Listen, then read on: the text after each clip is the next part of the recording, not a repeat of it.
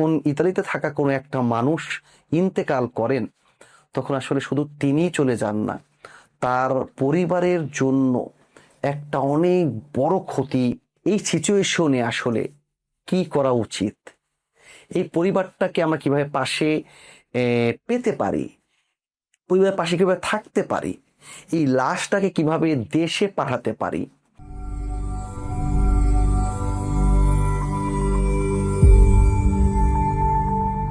আসসালামু আলাইকুম রহমতুল্লাহ। বরাবরের মতোই এই একটা বিষয় নিয়ে কথা বলতে চাচ্ছি এবং এটা নিয়ে আমরা একটা গণ সচেতনতা তৈরি করতে চাচ্ছি।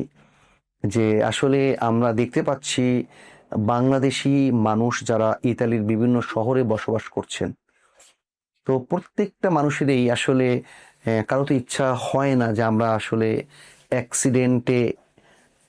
অ্যাক্সিডেন্টের শিকার হই, এটা কেউই আমরা আশা করি না। বাট তারপর নিয়তির খেলা আমরা অনেকেই দেখি, হুট করেই কি যেন হয়ে যায় সব কিছু। এবং যখন ইতালিতে থাকা কোনো একটা মানুষ ইন্তেকাল করেন, তখন আসলে শুধু তিনিই চলে যান না, তার পরিবারের জন্য একটা অনেক বড় ক্ষতি তখন হয়ে যায়। তখন তার স্ত্রী সন্তান, বাবা মা, ভাই বোন যারা সম্পূর্ণভাবে তার উপর ডিপেন্ডেন্ট থাকে, তারা কিন্তু পুরো জীবনটাই একদম অন্ধকার দেখতে পান। তো আমরা আসলে বিজ্ঞাপনটা একটু আবেগী হতে পারে, কিন্তু এটা লজিক্যাল বটে যে আমরা আসলে এই আবেগটাকে ইউজ করতে চাচ্ছি না। জীবনে যে আবেগের উপরে ভর করে আমরা আপনাদেরকে বলছি আপনারা ফাইলগুলো আমাদেরকে দিবেন, এটা বলছি না। আমরা বলতে চাচ্ছি এইটা যে এই সিচুয়েশনে আসলে কি করা উচিত, এই পরিবারটাকে আমরা কিভাবে পাশে পেতে পারি, পরিবারের পাশে কিভাবে থাকতে পারি, এই লাশটাকে কিভাবে দেশে পাঠাতে পারি।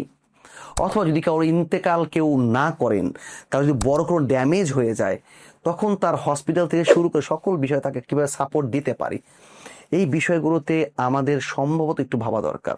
সো আমরা জানি বাংলাদেশি অনেক ভাই হয়তো আমাদের মতো যারা প্রফেশনাল এই কাজটা করছেন, তারা এই ধরনের কাজে হয়তো এগিয়ে আসেন। তো আমরা প্রত্যেকের সাথে কাঁধে কাঁধ মিলিয়ে কাজ করব। তো সেই জায়গা থেকে বলছি, বাংলাদেশি যারা আছেন এই মানুষগুলো যেন অবশ্যই এই সব সিচুয়েশনে, রোড অ্যাক্সিডেন্টের ক্ষেত্রে অবশ্যই যেন একটা ভালো প্রফেশনাল বিশ্বস্ত লোকের মাধ্যমে এই ডিলটা করেন, যাতে করে যে পরিবারটা রয়ে যায় সেই পরিবারটা যেন মিনিমাম ক্ষতিপূরণটা পেয়ে যেন বাকি জীবনটা একটা মিনিমাম সিকিউরিটি নিয়েও কাটাতে পারে। এটুকু আপনাদের কাছে জোর আবেদন করছি। ভিডিওটা যারা দেখছেন, যারা আমি কয়েকটা এক্সাম্পল দিচ্ছি, কয়েকদিন আগে দেখলাম তোরিনোতে মাত্র কয়েকদিন বা কয়েক মাস হয়েছে, একটা লোক এসে, ইয়াং ছেলে, সে রোড অ্যাক্সিডেন্ট ইন্তেকাল করেছে। ঠিক কিছুদিন আগে ভেন্তিমিলিয়া ইম্পেরিয়ার দিকে আমাদের মাদারীপুরে একটা মানুষ রাস্তা পার হতে গিয়ে ইন্তেকাল করেছেন। তো এরকম প্রত্যেকটা মুহূর্তে এই ইতালির যে কোনো না কোনো শহর থেকে এই ঝামেলাটা হচ্ছে, এই ধরনের কাহিনী ঘটে যাচ্ছে। সো যারা ভিডিও দেখছেন, যদি তারা আমাদের উপর আস্থা পান, আমরা অবশ্যই আপনাদের এই ধরনের বিপদে সম্পূর্ণভাবে পাশে থাকতে চাইবো ইনশাআল্লাহ। তো আপনাদের জন্য দোয়া রইল, ভালো থাকবেন। আসসালামু আলাইকুম রহমতুল্লাহ।